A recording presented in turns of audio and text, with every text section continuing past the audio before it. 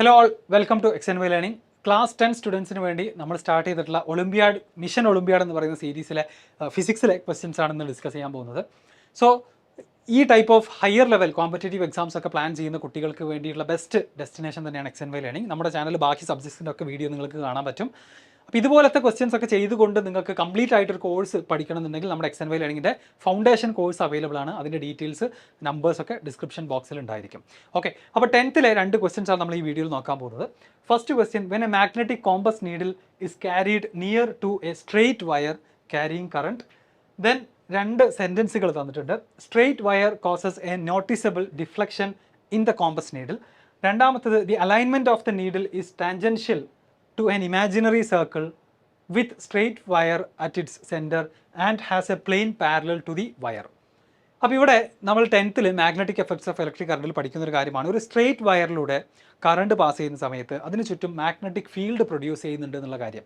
അത് ഡിറ്റക്ട് ചെയ്യുന്നത് ഇതുപോലെ ഒരു മാഗ്നറ്റിക് നീഡിൽ നമ്മൾ അതിൻ്റെ തൊട്ടടുത്ത് കൊണ്ടുപോയി വെച്ചിട്ടാണ് ഡിറ്റക്ട് ചെയ്യുക. അപ്പോൾ ഫസ്റ്റ് നമ്മൾ ഓസ്റ്റഡ് എന്ന് പറയുന്ന സയൻറ്റിസ്റ്റാണ് 200 കൊല്ലങ്ങൾക്ക് മുന്നേ ഇതാദ്യമായിട്ട് ഡിസ്കവർ ചെയ്യുന്നത്. സ്ട്രെയിറ്റ് വയറിലൂടെ കറണ്ട് പാസ് ചെയ്യുമ്പോൾ അതിൻ്റെ അടുത്ത് ആക്സിഡൻ്റലി ഒരു കോമ്പസ് നീഡിൽ ഉണ്ടായിരുന്നു. കറണ്ട് ഓൺ ആക്കിയ സമയത്ത് എന്തായി? ആ കോമ്പസ് നീഡിൽ ഡിഫ്ലക്ഷൻ കണ്ടു. ആ ഒബ്സർവേഷനാണ് ഈ മാഗ്നറ്റിക് എഫക്ട്സ് ഓഫ് ഇലക്ട്രിക് കറണ്ടിൻ്റെ എല്ലാം ബിഗിനിങ് എന്ന് പറയുന്നത്. അപ്പോൾ ഒന്നാമത്തെ സ്റ്റേറ്റ്മെൻറ്റ് കറക്റ്റാണ്, ഒരു സംശയമില്ല. Straight wire causes a noticeable deflection in the compass needle. രണ്ടാമത്തത്: the alignment of the needle. അപ്പോൾ കോമ്പസ് നീഡിലിൻ്റെ അലൈൻമെൻറ്റ് എന്ന് പറയുന്നത് ആക്ച്വലി മാഗ്നറ്റിക് ഫീൽഡിൻ്റെ ഡയറക്ഷനാണ്. കോമ്പസ് നീഡിൽ എങ്ങോട്ടാണോ പോയിന്റ് ചെയ്യുന്നത് അവിടെയാണ് അവിടുത്തെ നെറ്റ് മാഗ്നറ്റിക് ഫീൽഡ് എന്ന് പറയുന്നത്. അപ്പോൾ ആ ഡയറക്ഷനെ കുറിച്ചാണ് സെക്കൻഡ് സെൻറ്റൻസ് പറയുന്നത്. It is tangential to an imaginary circle. അപ്പോൾ ഈ ചാപ്റ്റർ 10th പഠിച്ച ആളുകൾക്കറിയാം, നമ്മുടെ സ്ട്രെയിറ്റ് വയറിന് ചുറ്റും സർക്കിൾസ് ആയിട്ടാണ്, കോൺസെൻട്രിക് സർക്കിൾസ് ആയിട്ടാണ് മാഗ്നറ്റിക് ഫീൽഡിൻ്റെ ഡയറക്ഷൻ വരിക. At any point on the circle നിങ്ങളൊരു ടാൻജൻറ്റ് വരച്ചാൽ നിങ്ങൾക്ക് മാഗ്നറ്റിക് ഫീൽഡിൻ്റെ കറക്റ്റ് ഡയറക്ഷൻ കിട്ടും. അപ്പം അതുവരെ പറഞ്ഞതെല്ലാം കറക്റ്റാണ്. Tangential to an imaginary circle with straight wire at its centre, അതും കറക്റ്റാണ്. And has a plane parallel to the wire. അപ്പോൾ ഈ സർക്കിൾസിൻ്റെ, ഈ മാഗ്നറ്റിക് ഫീൽഡിൻ്റെ ഡയറക്ഷൻ നമ്മൾ വരക്കുന്ന, സ്ട്രെയിറ്റ് വയറിന് ചുറ്റും വരക്കുന്ന ഡയറക്ഷൻ, അതിൻ്റെ സർക്കിൾസ് എന്ന് പറയുന്നത് ആ ലൈനിൻ്റെ സെയിം പ്ലെയിനിൽ തന്നെയാണെന്നാണ് പറയുന്നത്. എന്ന് വെച്ചാൽ നമ്മൾ വരക്കുന്ന മാഗ്നറ്റിക് ഫീൽഡിൻ്റെ ഡയറക്ഷൻ ആയിക്കൊണ്ട് നമ്മൾ വരക്കുന്ന സർക്കിളും ഈ കറണ്ട് ക്യാരി ചെയ്യുന്ന സ്ട്രെയിറ്റ് വയറും രണ്ടും സെയിം പ്ലെയിനിലാണെന്നാണ് പറയുന്നത്. ഇപ്പോൾ എൻ്റെ കൈ ഇതൊരു സർക്കുലർ ഷേപ്പ് നിങ്ങൾ ഇതിൽ ഇമാജിൻ ചെയ്യുകയാണെങ്കിൽ ഇവിടെയാണ് സ്ട്രെയിറ്റ് വയർ, ഇതുപോലെയാണ് ഉണ്ടാവുക എന്നാണ് ക്വസ്റ്റ്യനിൽ പറയുന്നത്. പക്ഷേ ഈ ചാപ്റ്റർ പഠിച്ച ആളുകൾക്കറിയാം ആ പാർട്ട് എന്താണ്, തെറ്റാണ്. കാരണം സപ്പോസ് ഇതാണ് ഇതിൻ്റെ സ്ട്രെയിറ്റ് കറണ്ട് ക്യാരിയിങ് വയർ, ഇതുപോലത്തെ ഒരു വയറാണെന്നുണ്ടെങ്കിൽ അതിന് പെർപെൻഡിക്കുലർ ആയിക്കൊണ്ട്, ആ വയറിന് പെർപെൻഡിക്കുലർ ആയിട്ടുള്ള കോൺസെൻട്രിക് സർക്കിൾസ് ആണ് ഡയറക്ഷൻ ഓഫ് മാഗ്നറ്റിക് ഫീൽഡ് നമുക്ക് പറഞ്ഞു തരുന്നത്. മനസ്സിലായോ? അപ്പോൾ ഈ കോൺസെൻട്രിക് സർക്കിൾസിൽ നിങ്ങൾക്ക് എവിടെ വേണമെന്നുണ്ടെങ്കിലും, ഈ കോൺസെൻട്രിക് സർക്കിൾസിൽ നിങ്ങൾക്ക് എവിടെ വേണമെന്നുണ്ടെങ്കിലും ടാൻജൻറ്റ് വരച്ച് കഴിഞ്ഞാൽ ആ പോയിന്റിലെ മാഗ്നറ്റിക് ഫീൽഡിൻ്റെ ഡയറക്ഷൻ കിട്ടും എന്നതാണ് ആ സെൻറ്റൻസ് ഉദ്ദേശിക്കുന്നത്. പക്ഷേ അതിൽ ചെറിയൊരു മിസ്റ്റേക്ക് ഉള്ളത് എന്താണ്? ഈ പറയുന്ന സർക്കിൾസിൻ്റെ പ്ലെയിൻ ഓഫ് ദ സർക്കിൾ എന്ന് പറയുന്നത് നമ്മുടെ സ്ട്രെയിറ്റ് വയറിന് പെർപെൻഡിക്കുലർ ആയിരിക്കും, പാരലൽ അല്ല. അപ്പോൾ ഈ രണ്ട് സെൻറ്റൻസുകൾ നമ്മൾ കൃത്യമായിട്ട് നോക്കുകയാണെന്നുണ്ടെങ്കിൽ ഫസ്റ്റ് വൺ മാത്രമാണ് കറക്റ്റ്, സെക്കൻഡ് വൺ റോങ് ആണ്. സോ ഓൺലി 1 ഈസ് കറക്റ്റ് എന്നുള്ളതാണ് ഇവിടുത്തെ കറക്റ്റ് ആൻസർ.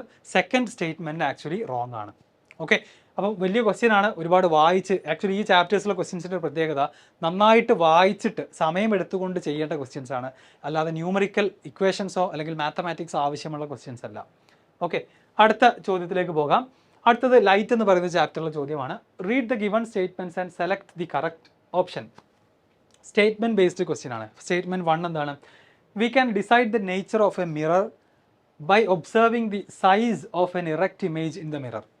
നമുക്കൊരു മിറർ ഏത് മിററാണ് യൂസ് ചെയ്തിട്ടുള്ളത് എന്നുള്ളത് പറ്റുമോ എന്നുള്ളതാണ് ചോദിച്ചത്. അത് ഏതാണ് ഐഡൻറ്റിഫൈ ചെയ്യാൻ പറ്റുമോ? ഇറക്റ്റ് ഇമേജിൻ്റെ സൈസ് നോക്കിക്കൊണ്ട്. 3 ടൈപ്പ് മിറേഴ്സ് നിങ്ങൾ പഠിക്കുന്നുണ്ടാകും: concave, convex, plane mirror. Plane മിററിൻ്റെ പ്രത്യേകത erect images are same size, നമ്മുടെ അതേ സൈസ് തന്നെയാണ് മിററിൽ ഉണ്ടായിരിക്കുക. കോൺവെക്സ് മിററിലെ ഒബ്ജക്റ്റുകളുടെ സൈസിനേക്കാൾ എപ്പോഴും ചെറുതായിരിക്കും, ഡിമിനിഷ്ഡ് ആയിരിക്കും കോൺവെക്സ് മിററിൽ. കോൺകേവ് മിററിൽ ഇറക്റ്റ് ഇമേജ് കിട്ടുന്നത് എപ്പോഴാണെന്ന് ഓർമ്മയുണ്ടോ? ഒബ്ജക്റ്റ് പോളിനും ഫോക്കസിനും ഇടയ്ക്ക് കീപ്പ് ചെയ്യുമ്പോൾ മാത്രമാണ് കോൺകേവ് മിററിൽ വിർച്വൽ ആൻഡ് ഇറക്റ്റ് ആയിട്ടുള്ള ഇമേജ് കിട്ടുക. ആ ഇമേജിൻ്റെ പ്രത്യേകത എന്തായിരുന്നു? ഒബ്ജക്റ്റിൻ്റെ സൈസിനേക്കാൾ വലുതായിരുന്നു, മാഗ്നിഫൈഡ് ഇമേജ് ആയിരുന്നു. അപ്പോൾ 3 മിറേഴ്സ് എടുത്താലും അവരുടെ ഇമേജ് സൈസ്, ഇറക്റ്റ് ആയിട്ടുള്ള ഇമേജ് സൈസ് നമ്മൾ നോക്കുകയാണെന്നുണ്ടെങ്കിൽ 3 നമുക്ക് വളരെ ഈസി ആയിട്ട് ഏത് മിററിൻ്റെ ഇമേജ് ആണെന്ന് ഈസിലി ഐഡൻറ്റിഫൈ ചെയ്യാൻ പറ്റും. ഓക്കെ, അപ്പോൾ ഒന്നാമത്തെ സ്റ്റേറ്റ്മെൻറ്റ് കറക്റ്റാണ്. സെക്കൻഡ് വൺ വായിച്ച് നോക്കാം. The minimum distance between A real object and it's real image in A concave mirror is 0 എന്നാണ് പറഞ്ഞത്. അപ്പോൾ കോൺകേവ് മിററിൻ്റെ പ്രത്യേകതയാണ് റിയൽ ഇമേജസ് പോസിബിൾ ആണ്, വിർച്വൽ ഇമേജസ് പോസിബിൾ ആണ്. നിങ്ങൾ ഓർക്കുന്നുണ്ടാവും കോൺകേവ് മിററിലെ ഇമേജ് ഫോർമേഷൻ, ഒബ്ജക്റ്റ് നമ്മൾ ഇൻഫിനിറ്റിയിൽ വെക്കുമ്പം ഫോക്കസിൽ ഇമേജ് കിട്ടും. അത് കഴിഞ്ഞിട്ട് മിററിൻ്റെ അടുത്തേക്ക് നമ്മൾ ഒബ്ജക്റ്റ് ഇങ്ങനെ പതുക്കെ കൊണ്ടുവരുന്നതിനനുസരിച്ച് നമ്മുടെ ഇമേജ് എന്ത് ചെയ്യുന്നുണ്ട്, മിററിൽ നിന്നും അകലേക്ക് പോയിക്കൊണ്ടിരിക്കുകയാണ്. ആൻഡ് 2C എന്ന് പറയുന്ന പോയിന്റ്, 2C അല്ല C എന്ന് പറയുന്ന സെൻറ്റർ ഓഫ് കർവേച്ചർ എന്ന് പറയുന്ന പോയിന്റ് ഓർക്കുന്നുണ്ടോ? മിററിൽ നിന്നും റേഡിയസ് ഡിസ്റ്റൻസ് അകലെയുള്ള സെൻറ്റർ ഓഫ് കർവേച്ചറിൽ നിങ്ങളൊരു ഒബ്ജക്റ്റ് വെക്കുകയാണെന്നുണ്ടെങ്കിൽ കോൺകേവ് മിററിൽ അതിൻ്റെ റിയൽ ഇമേജ് ഫോം ചെയ്യുന്നത് സെയിം പോയിന്റിലാണ്, അല്ലേ? സെയിം പോയിന്റിലാണ്. C അഥവാ 2F എന്ന് പറയുന്ന പോയിന്റിൽ ഒബ്ജക്റ്റ് വെച്ചാൽ അതേ പോയിന്റിൽ തന്നെ ഇൻവേർട്ടഡ് ആയിട്ടുള്ള റിയൽ ഇമേജ് നമുക്ക് കിട്ടും. കോൺകേവ് മിറർ പഠിച്ച എല്ലാവർക്കും അറിയാം. അപ്പോൾ ആ ഒരു എക്സാമ്പിൾ എടുത്തുകൊണ്ട് നിങ്ങൾ സ്റ്റേറ്റ്മെൻറ്റ് 2 വായിച്ച് നോക്കുക.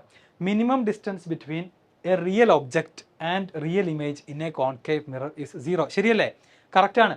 അത് രണ്ടും എന്താണ്? അപ്പോൾ രണ്ട് സെൻറ്റൻസുകളും കറക്റ്റാണ്. മിറേഴ്സിൻ്റെ എക്സാമ്പിൾ എടുത്ത് നോക്കിയപ്പോൾ നമുക്ക് മനസ്സിലായി രണ്ടും കറക്റ്റാണ്. പക്ഷേ ഓപ്ഷൻ എ പറയുന്നത് എന്താ? Both are correct but statement 2 is the correct explanation of statement 1. അങ്ങനെ നമുക്ക് പറയാൻ കഴിയില്ല. ഫസ്റ്റ് വൺ പറയുന്നത് വിർച്വൽ ഇമേജസിനെ പറ്റിയാണ്, സെക്കൻഡ് വൺ റിയൽ ഇമേജിനെ പറ്റി പറയുന്നത്. ഒരിക്കലും സെക്കൻഡാണ് ഫസ്റ്റ് വണ്ണിൻ്റെ റീസൺ ആയിട്ട് വരുന്നത് എന്ന് നമുക്ക് പറയാൻ കഴിയില്ല. അപ്പോൾ ഏത് ഓപ്ഷൻ നിങ്ങൾ ചൂസ് ചെയ്യും? ഈ ടൈപ്പ് ഓഫ് സ്റ്റേറ്റ്മെൻറ്റ് ക്വസ്റ്റ്യൻസ് വന്നു കഴിഞ്ഞാൽ ഇതിലിതാ statement 1 is true but 2 is false ആണോ? അല്ല. Both statement 1 and 2 are true. രണ്ടും എന്താണ്? കറക്റ്റ് ആണ്. But statement 2 is not the correct explanation of statement 1. B ആണ് ഇവിടുത്തെ കറക്റ്റ് ആൻസർ ആയിട്ട് വരിക. ഓക്കെ, അപ്പോൾ ഇതൊക്കെ നമ്മളൊരു കുറച്ച് കെയർ കൊടുത്തുകൊണ്ട് ചെയ്യേണ്ട ക്വസ്റ്റ്യൻസ് ആണ്. ചാടി കയറി ആൻസർ ചെയ്യാൻ പാടില്ല. രണ്ട് ക്വസ്റ്റ്യൻ എല്ലാവർക്കും ക്ലിയർ ആയി എന്ന് വിചാരിക്കുന്നു. അപ്പോൾ നിങ്ങളുടെ ഒപ്പീനിയൻ, നിങ്ങളുടെ ഡൗട്ടുകളോ മറ്റു കാര്യങ്ങളോ കമൻസോ ഒക്കെ ഉണ്ടെങ്കിൽ തീർച്ചയായിട്ടും കമൻറ്റ് ബോക്സിൽ അറിയിക്കുക. ആൻഡ് വൺസ് അഗൈൻ, ഇതുപോലെ ഹയർ ലെവൽ ഓഫ് എക്സാമിനേഷൻസിന് വേണ്ടി പ്രിപ്പയർ ചെയ്യുന്ന കുട്ടികളുണ്ടെങ്കിൽ XNY ലേണിങ്ങിൻ്റെ ഫൗണ്ടേഷൻ കോഴ്സിനെ കുറിച്ച് നിങ്ങൾ തീർച്ചയായിട്ടും അന്വേഷിച്ചിരിക്കണം. അതിനുവേണ്ട നമ്പർ, ലിങ്കുകളൊക്കെ ഡിസ്ക്രിപ്ഷൻ ബോക്സിൽ ഉണ്ടായിരിക്കും. നമുക്ക് ഇതുപോലത്തെ ഒരു നെക്സ്റ്റ് വീഡിയോയിൽ കാണാം. ആൻഡ് നമ്മുടെ ചാനലിൽ 10th കുട്ടികൾക്ക് വേണ്ടിയിട്ട് ബാക്കി ഇതുപോലെ സയൻസിലെ മറ്റ് സബ്ജക്ട്സും മാത്തമാറ്റിക്സിലും ഒക്കെ ഉള്ള വീഡിയോസ് നമ്മുടെ ഫാക്കൽറ്റി പോസ്റ്റ് ചെയ്യാറുണ്ട്. എല്ലാം കാണുക, നിങ്ങളുടെ അഭിപ്രായങ്ങൾ അറിയിക്കുക.